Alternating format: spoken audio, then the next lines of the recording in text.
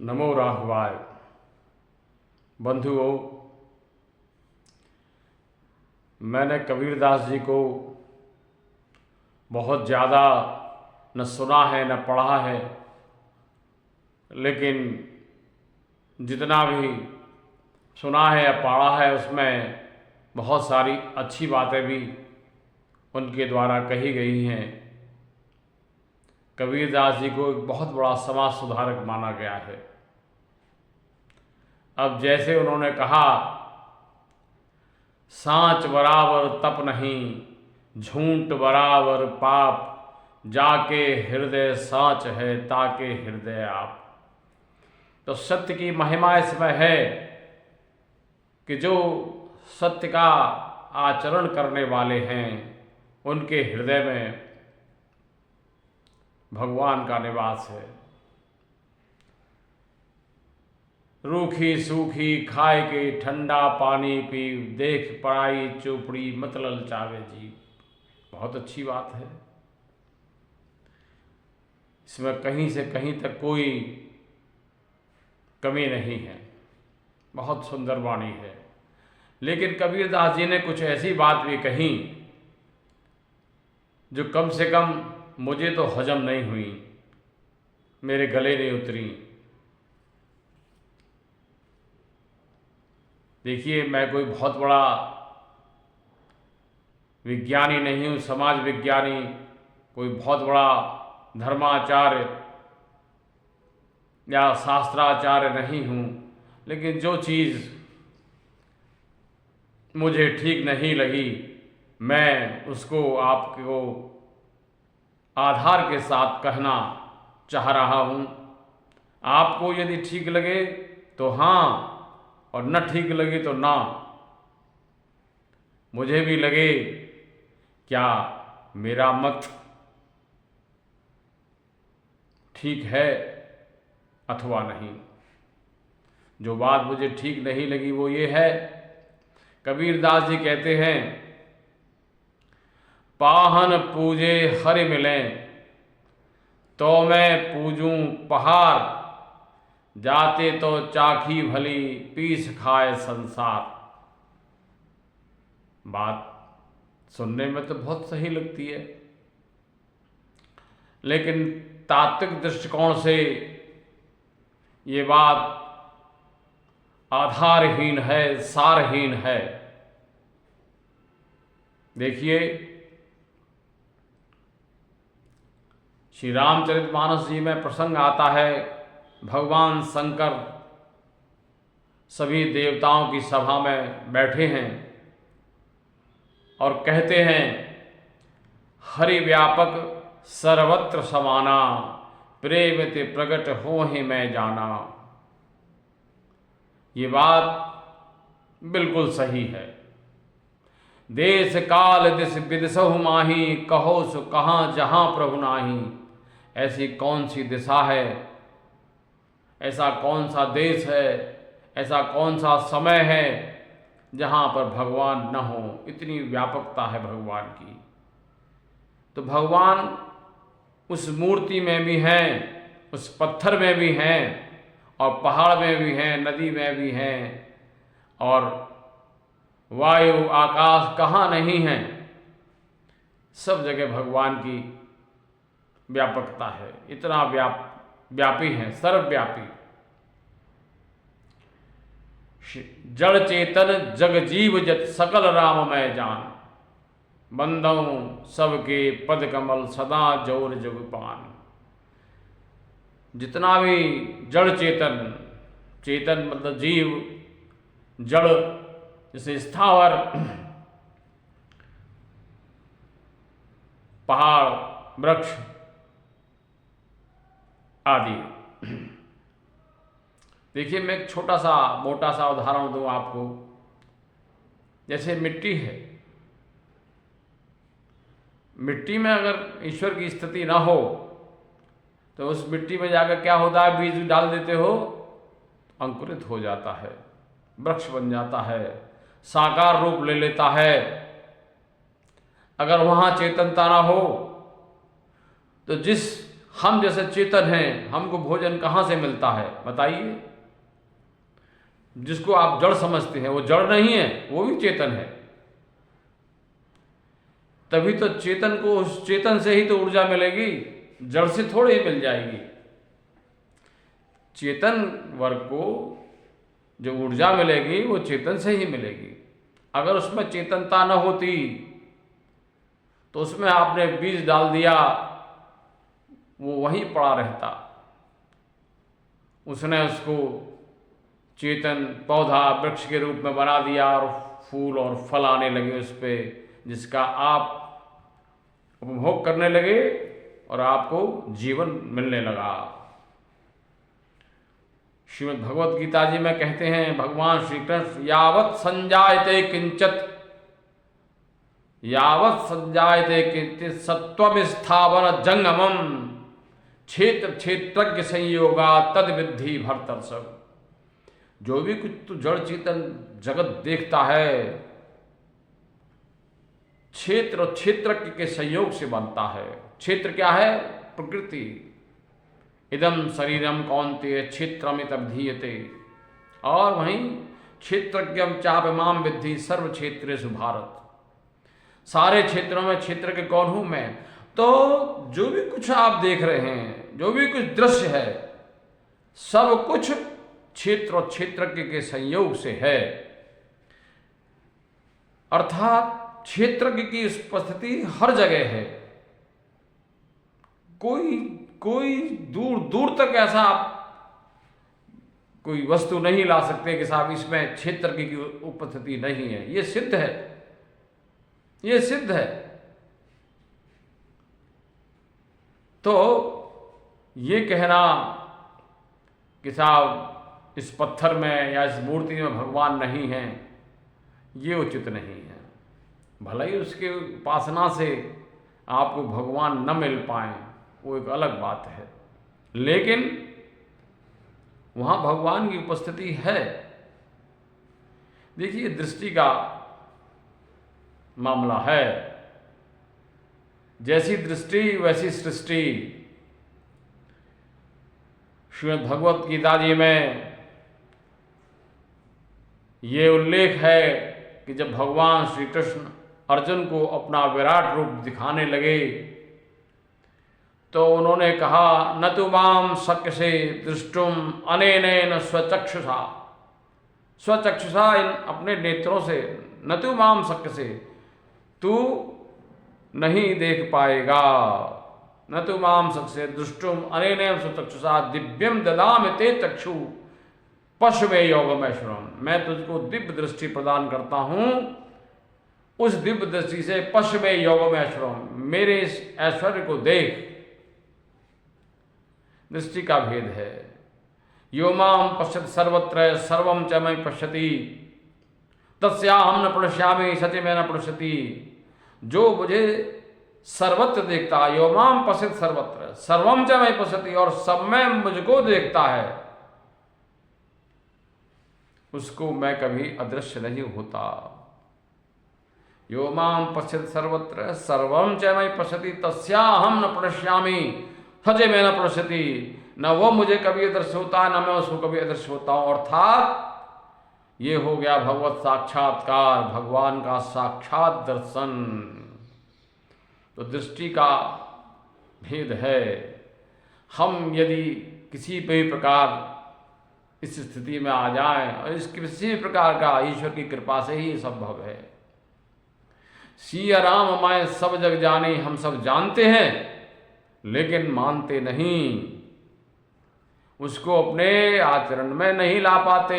कारण हम माया के वशीभूत हैं। और माया क्या है? मैं और मोर तोर तय माया, जेहि बद कीने जीव न काया। जीव ने कहा सारा जगत, सारा जीव जगत, चाहे वो पशु हैं चाहे हम मनुष्य हैं, सब माया के वशीभूत हैं। मैं और मोर तोरते माया, जेहि बद कीने जीव ने काया। तो जब तक इस माया का प्रभाव हमारे ऊपर है, हम ये जानते हुए कि सिया राम में सब जग जाने, असल में नहीं जानेंगे। जिस दिन हमें ये भाव हमारे हृदय में सहज रूप से आ जाए, दृढ़ता के साथ आ जाए, तो समझिए भगवान के दर्शन हो गए। जड़ चेतन जग जीव जत सकल राम मैं जान, बंदों सबके पद कमल सदा जोर जगपान। श्री तुलसीदास जी कहते हैं जड़ चेतन जग जीव जत, सारा जगत राममय भगवानमय है, सभी ब्रह्म है। तो उस पत्थर में निश्चित रूप से ईश्वर है, लेकिन समस्या ये है कि हम अपनी छोटी सोच के कारण ऐसा सोच लेते हैं। अरे जैसे उन्होंने कह दिया, जो पाहन पूजे हर मिले तो मैं पूजूं पहाड़, जाते तो चाखी भली जो पीछ खाए संसार। ये सतही बात है, ऊपरी लेवल की बात है, और ये भगवत दर्शन तो गहरे बैठकर होगा। गहरे पानी बैठिए, ऐसे नहीं होगा सतही तौर पर। बहुत व्यापक दृष्टि की जरूरत है। व्यापक को पाने के लिए दृष्टि भी व्यापक चाहिए। तो ये कहना उचित नहीं है। क्या हम लोग मूर्ति पूजा करते हैं या सगुण साकार का पूजन करते हैं और वही हमारे आराध्य हैं? इसके पीछे एक तर्क और है। श्रीमद् भगवत गीता जी में कहा, भक्ति योग में क्लेशो अधिकतरस्तेषाम् अव्यक्ता शक्तितेषाम् अव्यक्ता ही गतिर दुखम देह भद में अवाप्यते।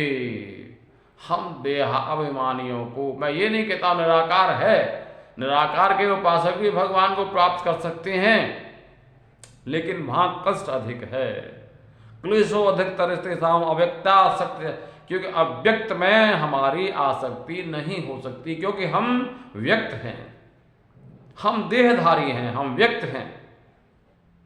तो हमारी आसक्ति व्यक्त में ही होती है। हम आकारहीन या निराकार ब्रह्म में भले ही विश्वास करते हों, लेकिन उसकी साधना कठिन है। क्लेशो अधिकतरस्तेषाम् अव्यक्ता शक्तितेषाम्। अव्यक्त में बुद्धि लगाना, चित्त लगाना थोड़ा सा कठिन काम है, क्योंकि हम व्यक्त हैं, देहधारी हैं। इसलिए हमको सुविधा व्यक्त की आराधना में है। इसीलिए लोग सगुण साकार या मूर्ति की उपासना और आराधना करते हैं। एक बात उन्होंने और कही, माला फेरत जगमुआ गया न मन का फेर, कर का मन का डार के मन का फेर। बहुत अच्छा लगता है, बात तो बहुत सही है, लेकिन मन का फेरने में एकदम से ये समझिए कि सर्वोच्च स्थिति है। वहां तक पहुंचने के लिए कर का मन का डालना नहीं पड़ेगा, कर का मन का पकड़ना पड़ेगा। देखिए, छोटा बच्चा है, शुरू में घुटनों के बल चलता है, फिर प्रयास करता है कि वो अपने पैरों पर चल सके, गिरता है, उठता है, फिर चलता है, और धीरे धीरे अभ्यास करते करते वह चलने योग्य ही नहीं, दौड़ने योग्य हो जाता है। आपने देखा होगा, छोटे बच्चों को किसी तरह की सपोर्ट देकर, सहारा देकर चलाने का प्रयास किया जाता है, लेकिन जब वो चलने लगता है तो सहारे को छोड़ सकता है, फिर उस सहारे की आवश्यकता उसको नहीं रहती। तो हम जैसे असक्त बच्चों के लिए, जो अभी इतने परिपक्व नहीं हुए हैं कि कर का मन का डाल दें और मन के को फेरें तब तक के लिए तो करके बनने की बड़ी आवश्यकता है। भगवान ने कहा यज्ञानाम जप यज्ञोस्मि, यज्ञों में मैं जप यज्ञ हूं। जप किसका? भगवान के नाम का। और माला उसमें बहुत सहायक है। उसमें देखिए मन भटकता है मनुष्य का, तो उसमें माला के माध्यम से मन को लगाने में थोड़ी सी आसानी होती है। और फिर जो भगवान के नाम का जप है ना, भाय कुभाय अनख आलस हूँ, नाम जपत मंगल दिस दस हूँ। भाव से कुभाव से, अनख माने खीज में, आलस में, जैसे भी आप कर सकें। भाय कुभाय अनख आलस हूँ, नाम जपत मंगल दिस दस हूँ। भगवान के नाम के जप से सर्वत्र सारी दसों दिशाओं में मंगल ही मंगल है। तो यदि आप बिना माला के नाम जप में सक्षम नहीं है, समर्थ नहीं है, तो माला कोई ऐसी अछूत वस्तु तो है नहीं कि उसको आपने अगर हाथ में ले लिया तो आप भगवान का नाम जप नहीं कर पाएंगे। जैसे भी कर पाएं, भाय कुभाय, भाव से कुभाव से, भाव से करें तो बड़ी अच्छी बात है, बिना माला ही करें बड़ी अच्छी बात है। लेकिन यदि नहीं कर पाए तो माला पकड़ के जप करने में भी नुकसान क्या है, क्या हर्ज है, क्या हानि है? तो उन्होंने तो कह दिया माला फेर जगमुआ गया न मन का फेर। ये मन का फेर किसी साधना से नहीं जाएगा, ये मैं दावे के साथ कह सकता हूँ। ये मन का फेर सिर्फ और सिर्फ केवल एकमात्र भगवान की कृपा से जा सकता है। और भगवान की कृपा प्राप्त करने के लिए भगवान के नाम का जप ही एक सहारा है। उनके नाम का भजन कीर्तन जप, राम ही सुमरिए गाइए, राम ही संतत सुनिए, नाम गुण ग्राम ही जासु पतित पावन बड़वाना, गावहीं कवि श्रुति संत पुराना, ताहे भजिए मन तज कुटिलाई, राम भजे गति के ही नहीं पाई। तो भैया उसको भजिए, मन की कुटिलता को छोड़कर, चाहे माला लेकर भजें चाहे बिना माला लेकर भजें, जैसे भी भजें, लेकिन ये कहना कि माला फिर जगमुआ गया मन का फेर, मन का फेर माला के फेरने से ही जाएगा। पकड़े रखिए। तो जो चीज़ मेरे गले नहीं उतरी, जो मुझे हजम नहीं हुई, मैं उस बात को आप लोगों के समक्ष रख रहा हूँ। आप ईमानदारी से, पूरे खुले मन से, खुले दिमाग से इन दो बातों पर अपना मत कमेंट के माध्यम से व्यक्त करने की कृपा करें, ताकि मुझे लगे कि कितने लोग मेरे मत से सहमत हैं और कितने असहमत हैं। सतही तौर पर कबीरदास जी की दोनों बातें बहुत सही लगेंगी, लेकिन जब उसको गहराई से उसमें आप उतर कर विचार करेंगे तो जो मैंने कहा है शायद आप मेरे मत से भी सहमत हों। और यदि मत से सहमत हैं तो कमेंट अवश्य करें और मेरे इस चैनल को सब्सक्राइब करें, तथा इस बात को अपने संबंधियों में, परिचितों में इसका प्रचार करें, प्रसार करें। देखिए, मैं बार बार कहता हूँ, अच्छी बात का प्रचार और प्रसार होना ही चाहिए। तो इसमें कुछ न तो आपकी कोई हानि है। यदि आपको उचित लगती है तो, नहीं लगती है तो कोई बात नहीं, आप कमेंट से आप बता भी सकते हैं साहब हम आपकी बात से सहमत नहीं हैं। और मैं एक बार फिर कह दूं, मैं कोई संत महात्मा, कोई कथावाचक या धर्माचार्य नहीं हूँ। एक साधारण सा गृहस्थ इंसान हूँ, आप ही की तरह। मैं आजकल YouTube पर हूँ, एक्टिव हूँ, और मैं अपनी बातों को जो मुझे उचित लगती हैं, देखिए मैं कहूँगा वही जो मैं करता हूँ। एक बात तो ये है, या जो बात मुझे उचित लगती है उसी को, अनावश्यक अनर्गल बातें नहीं। तो अस्तु, नमो राघवाय, धन्यवाद, फिर मिलेंगे।